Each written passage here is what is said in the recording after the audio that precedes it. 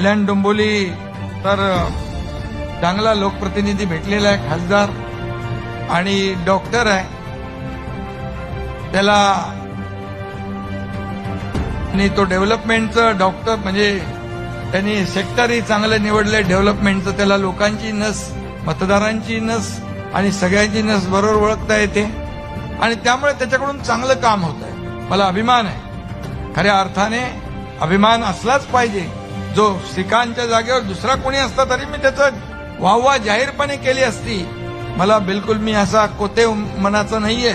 मी जे मोकळ्यापणाने सगळं बोलतो, मोकळ्यापणाने ज्याचं जाहीर दिलखुलास जो चांगलं काम करतो त्याचं चांगलं बोललं पाहिजे. आणि म्हणून खासदारांनी जे काम केलेलं आहे ते काम दिसतंय आणि लोकांसाठी जे केलंय